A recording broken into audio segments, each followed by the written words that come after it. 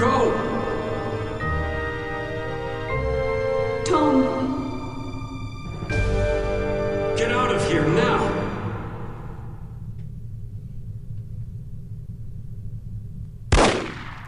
Yeah, she must be so distraught after that. After Tom Goodman was shot. Agent Kate Archer, please report to the war room. Thank you.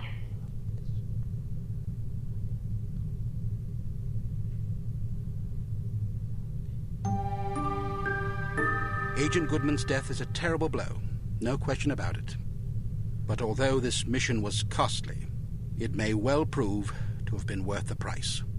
I wish I could believe that. You mustn't lose sight of our objectives. The sacrifice of any or all of us is a small price to pay to preserve the lives we will save if we are successful. Tom knew the risks. So did Bruno. So do you. Knowing the risks doesn't really prepare you for losing a partner. It certainly doesn't prepare you for losing two. Nothing can prepare you. The loss of an operative is never expected and is always tragic. But as horrible as it sounds, it's also inevitable. It's a dangerous job. Perhaps Mr. Smith is right. Perhaps I'm not up to the task. Rubbish. You've performed remarkably well under extraordinarily difficult circumstances. I confess I was somewhat skeptical at first, but that was before I grasped the magnitude of the situation. In my entire tenure as a field operative, I never once faced a crisis this formidable, and certainly can't say I would have done so with the aplomb and competence you've demonstrated thus far. I didn't realize you were a field operative. Indeed, for 14 years. After the war, I found I was having a hard time adjusting to civilian life. Fortunately, an old acquaintance of mine was recruiting for Unity and happened to ring me one afternoon. I've never looked back. Sort of difficult to imagine, isn't it? Not at all. You flatter me. Anyhow, let's have no more self-pity. What do you say? Yes, sir. So before you served on the committee, you and Bruno were colleagues. And friends. Did you ever work together on an assignment? Frequently.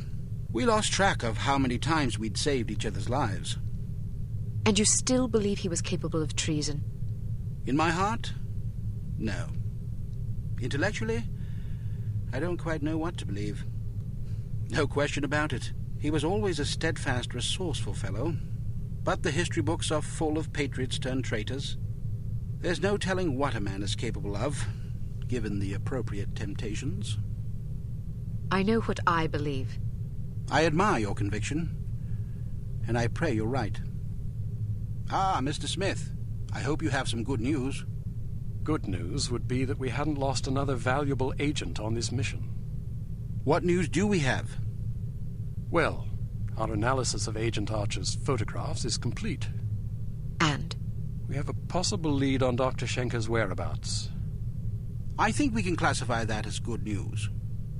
As I said, it's all relative.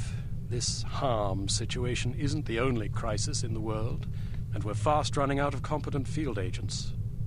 Then suppose you get to the point and tell us what we know about Dr. Schenker so we can go fetch him. It's somewhat speculative at this point, but it's possible that Harm is keeping him at a secret underground research facility in North America. We don't know the exact location of this facility, but thanks to the files Archer photographed, we know it exists, apparently in the vicinity of a lumberyard in western Washington state. It seems the site is being supplied by an American Railways passenger train. Records and research has dug up evidence of various trains making unscheduled stops in the area over the past 3 weeks. At regular intervals? Indeed. Probably to drop off supplies and personnel. We're certain that at least one American Railways engineer is on the Harm payroll, although several individuals may be involved. We're looking into it. What's my assignment? Phase 1 will be to apprehend the engineer or engineers in question so that we can interrogate them. Once you're aboard the train... How exactly am I to get aboard? We'll smuggle you into the galley car. Lovely. Anyhow, once you're aboard, you will meet with a contact who will tell you precisely whom you'll need to detain. It is safe to presume that other Harm personnel will be aboard the train, so subtlety is advisable.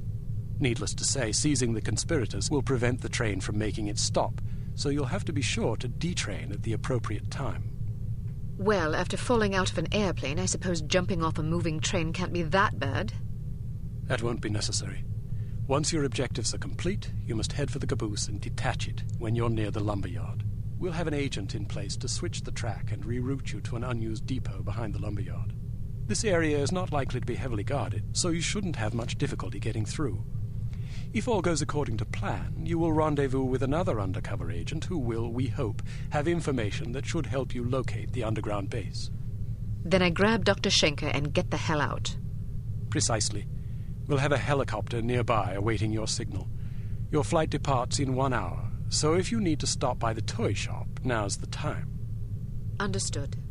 Thank you for putting things in perspective for me, sir. I promise you I will do everything in my power to destroy harm. Archer? Sir? Don't let anger cloud your judgment. Revenge is an understandable impulse, but it is also a contemptible one. Our job is not to avenge, but to protect. I can't just shut off my feelings like a tap. No, but you can bridle them and use them to fuel your resolve. Destroy harm, but do it to save innocent lives, not to retaliate for those already lost. The moment you give in to wrath, you become as reprehensible as the monsters we're hunting. Clearly, we are all called upon to take lives from time to time, but we must neither relish it nor agonize over it. It is a duty, plain and simple. Not a pleasant one, but often a necessary one. I'll do my best, sir. I have absolute confidence that you will. There was one more thing, although I'm not sure how important it is. According to one of the documents Archer photographed, it seems the Baron's wife changed her surname some time ago. Really? So her maiden name isn't McLean? It's Farnsworth. Felicity Farnsworth? Are you quite sure? Positive. Do you know of her? Aye, that I do. When she was 8 years old, her father, a wealthy banker, was involved in a nasty public scandal involving unmentionable acts with a 12-year-old boy. How dreadful. Mr. Farnsworth committed suicide shortly thereafter. Felicity and her mother, by all accounts a vapid socialite, were ruthlessly ostracized by their peers. Guilt by association, presumably. Furthermore, rather than inheriting the fortune she expected, Mrs. Farnsworth discovered that her late husband had left the family in inescapable debt. She went quite mad. Several days after being institutionalized, she hung herself. My word, that poor child. Felicity fell into the custody of an elderly aunt whose lifestyle was apparently rather more severe than she was accustomed to. About a year later, the aunt took a fatal tumble down the stairs. Foul play? No mention was ever made. What happened to the girl? She ended up with a foster family where she remained until she was 14. One night she went out her bedroom window and was never seen again. Or at least no one recognized her. Astonishing. Where did you learn so much about her? I studied her. Come again? I believe I first read about her in a gossip column. I was intrigued by the similarities in our background, so I dug deeper. What similarities? Well, we both came from wealthy families. We were both orphaned at a relatively early age. Our fathers both killed themselves, although for very different reasons. We were both plunged into undesirable circumstances and resorted to rather desperate measures to survive. I found it quite uncanny at the time, although in retrospect I think we had less in common than I once believed. Adversity is the truest test of character. The strong are strengthened by it, the weak made weaker. It sounds like this Baroness didn't have the wherewithal to cope with her misfortunes. It's a common trend among terrorists and bullies that they imagine themselves persecuted by fate and therefore feel justified in harming others. You're frothing. Sorry, I get carried away. She's involved somehow. The Baroness? Upon what unimpeachable evidence are you basing that supposition? I just have a feeling. Ah, then the case is as good as closed. I don't expect you to believe me, but I'll count on you to say something smug if I'm right. It's virtually guaranteed.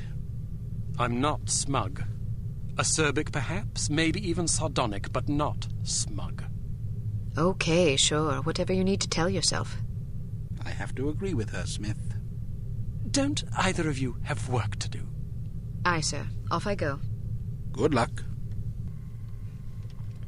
Man, that was like a Like a really long cutscene there. Welcome to Advanced Field Tactics. So, Santa, what are we gonna do today? We've a new perfume for you. This one's a real scorcher. It's a concentrated acid gas with a jellied base to make it sticky. You definitely don't want to get it on you. Okay.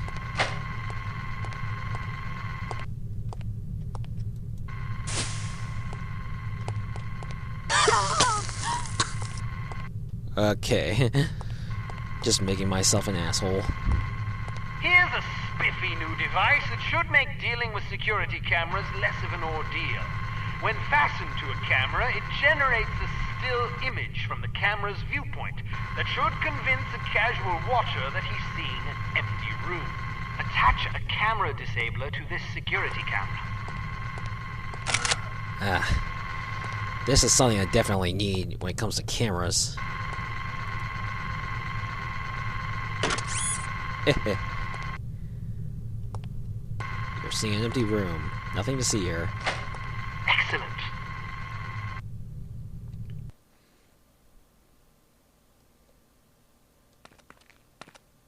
Riding a motorcycle is easier than you might suspect. To get on, simply walk up and activate it. Hit activate again to dismount. Hit the forward key to accelerate, backward to brake, and the left and right turn or sidestep keys to steer. You can also steer with the mouse if you prefer. You will decelerate automatically. Okay. Amazing. Whoa, did I just do something wrong? Okay. Alright, let's...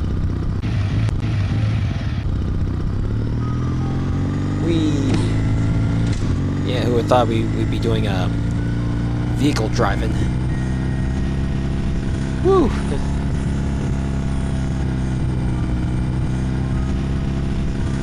Yeah, it's like, look at me, I'm a biker. Or maybe I'm like one of those guys on Full Throttle.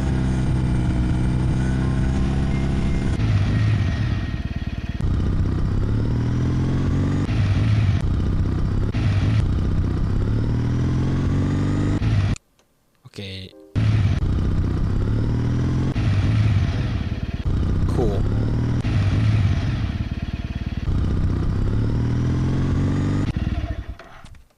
Okay, what's this? You might want to experiment with both the keyboard and the mouse when running vehicles to find the control scheme you're most comfortable with, Santa. Okay? Excellent. Okay. Super spy. If Dr. Schenker is indeed being held in this secret underground research facility in North America, it's a safe bet he won't be there for long once Harm figures out what you're up to. The first step is to identify and detain the American Railways conspirator so that we can interrogate him. You will then need to locate the hidden entrance to the facility, find Dr. Schenker, and get him out alive. Without him, we're doomed. Of course. Train. Okay. Well, looks like we're gonna do a lot involving a train.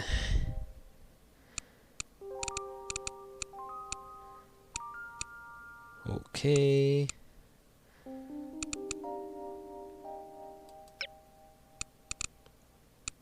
I wonder if I got something better.